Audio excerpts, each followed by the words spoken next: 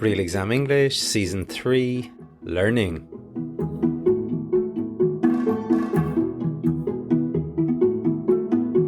Hello and welcome to Real Exam English. Today's episode is about learning, another really common topic in English exams. We have speakers from England, Ireland, Australia, New Zealand, and the United States, all answering questions about learning.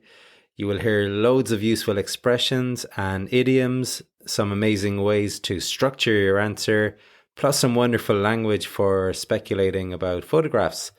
As usual, you can find the transcripts for this episode on the Real Exam English website, realexamenglish.com.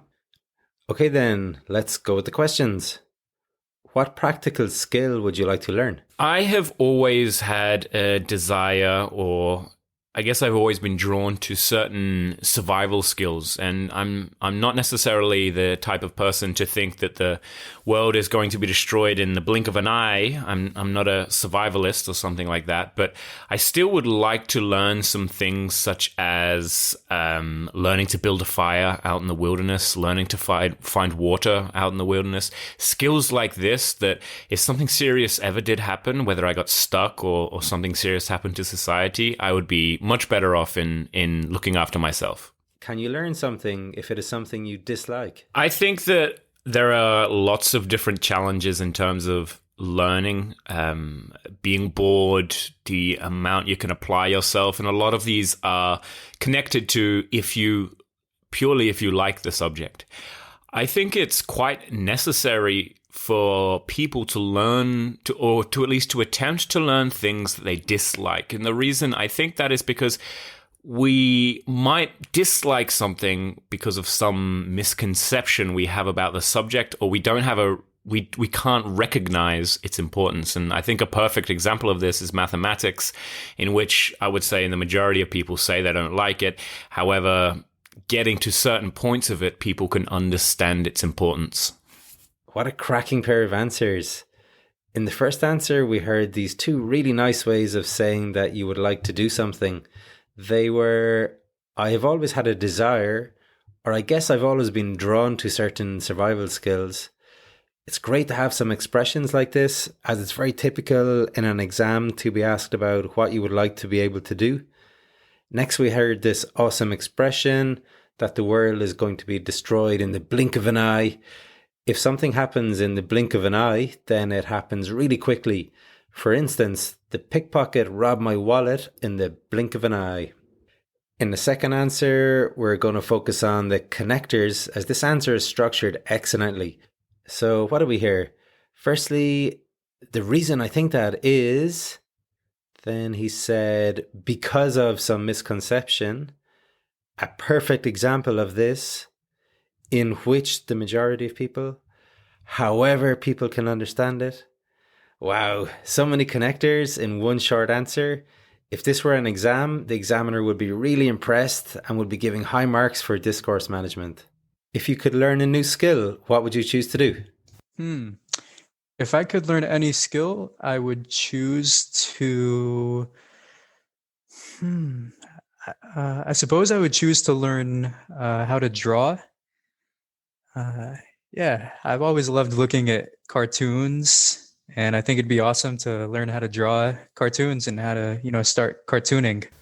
The first answer is a perfect example of how to give yourself time to think about what you're going to say. The speaker said so much before actually giving his answer. He started off with, then he repeated the question a bit.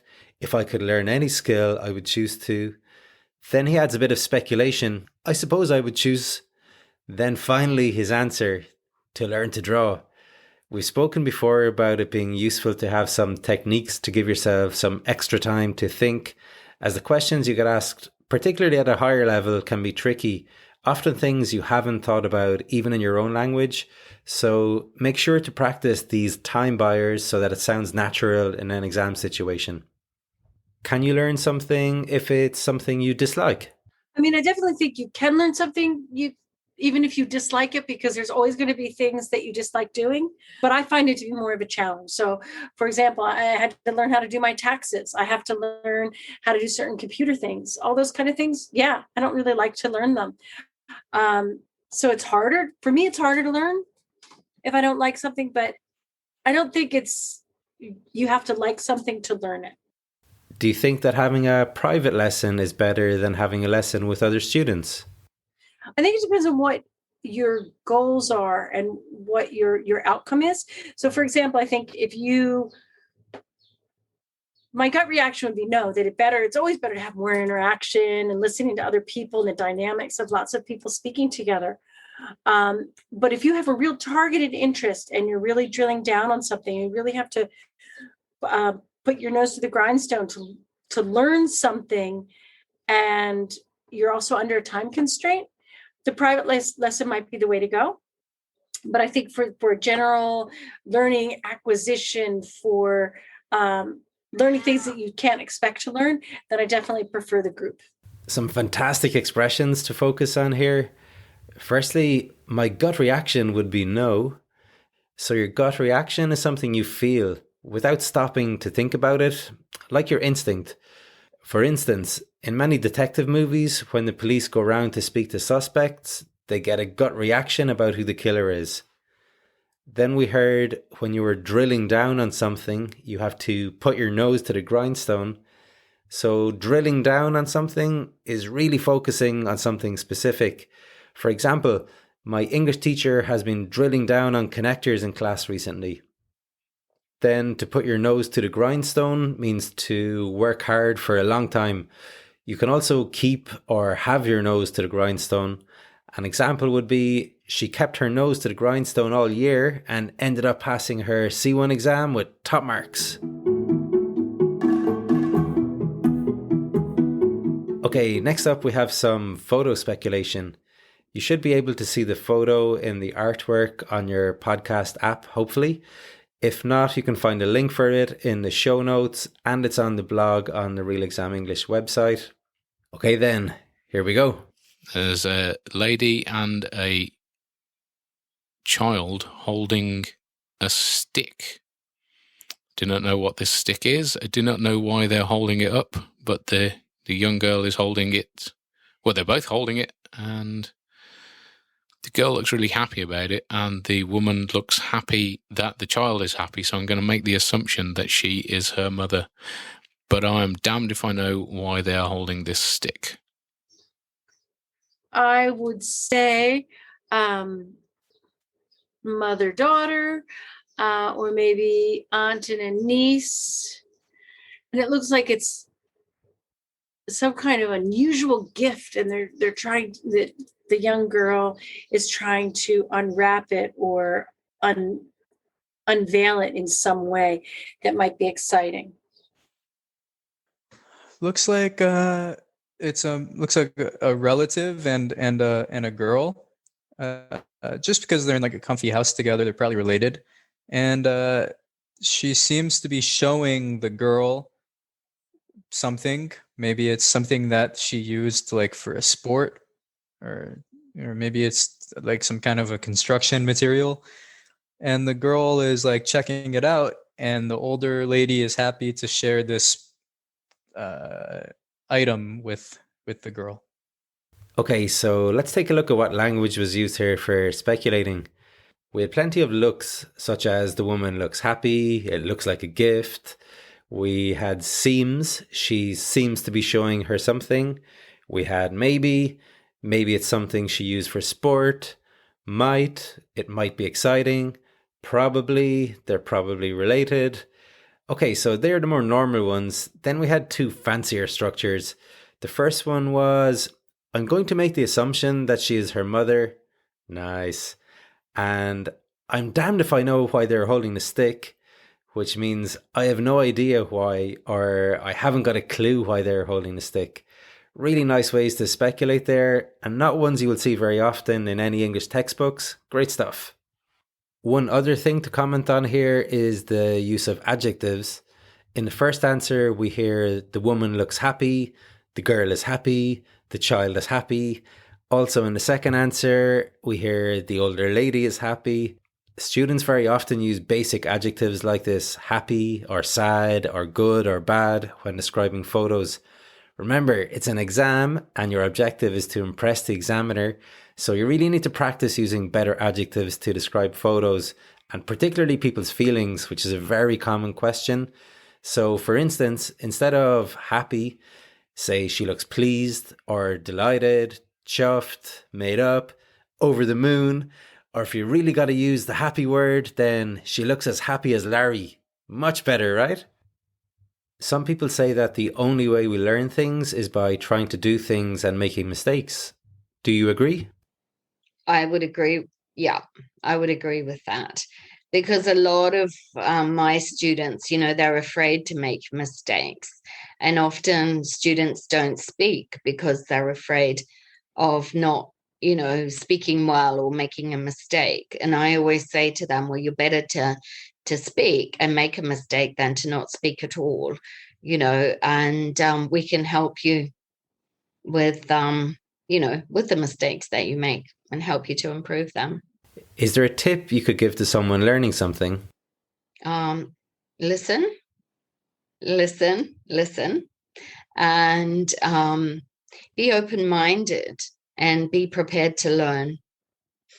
Because if you're not open-minded, it's going to be much harder for you to learn, because different English-speaking countries, for example, speak different ways and have different accents, and sometimes even say words differently, So it's about listening and just being prepared to understand what's being taught. Some sage advice there from this English teacher who was from New Zealand, by the way.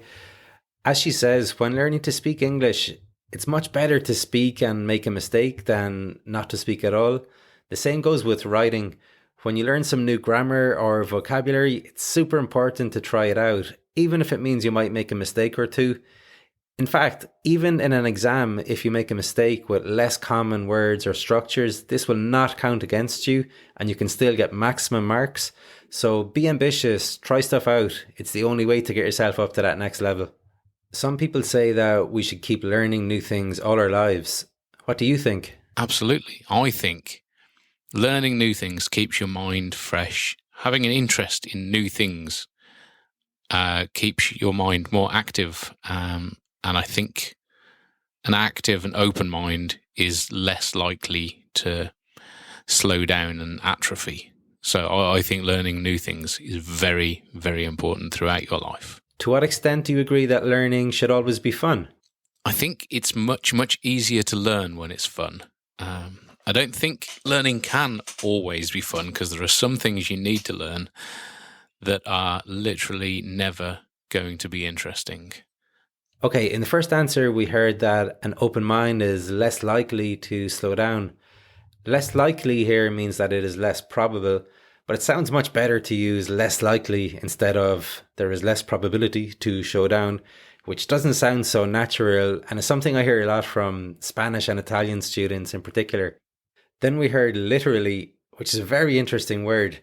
Originally, literally meant using the real meaning of a word, like I live literally next door to my grandmother. But then the word acquired this new meaning, used in an exaggerated way to emphasize a statement that is not literally true or possible. For example, I drank too much wine last night and I'm literally dying today. Okay, you're not. You're going to live, but we get the idea, you big money arse. Some people say that we should keep learning new things all our lives. What do you think? I think I agree with that. I think, it keeps life interesting for a start. Secondly, I mean, there's been plenty of medical studies that have proven that it's actually good for your brain to be learning new things, because it reduces the risk of getting Alzheimer's.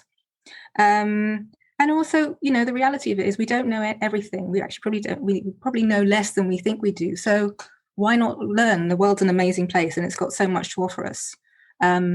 So why not try and find out about things? I think learning is really important. I'm definitely a lifelong learner. What practical skill would you like to learn?